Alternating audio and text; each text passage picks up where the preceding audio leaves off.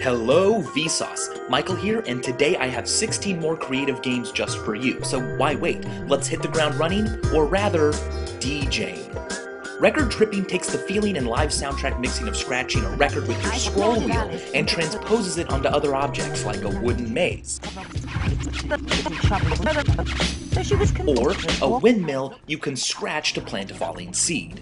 Famous objects from classic movies looks really slick and is a great way to test your movie knowledge. It's like Hangman, but you only get 3 mistakes. This one's less of a game and more of a laboratory of color and math. It replicates a viewing window to create a kaleidoscopic image. Look, I made a V for Vsauce.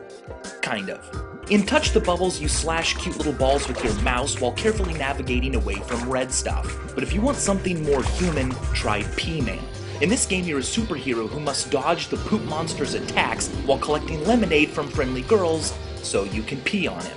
Prefer secretions from the other end? Try Spewer. This little guy wants to get to the exit, but sometimes he needs a puke thrust. Adding to the game's complexity, you can swim in your own puke to avoid dangers and eat it back up again for future use.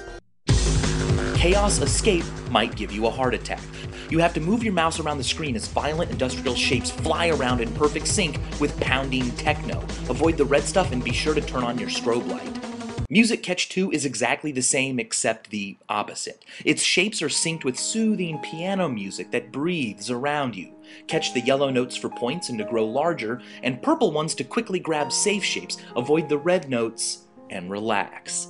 If your job is so terrible you can't relax and you'd rather die, here's a game where you play an office worker and the entire point is to kill yourself.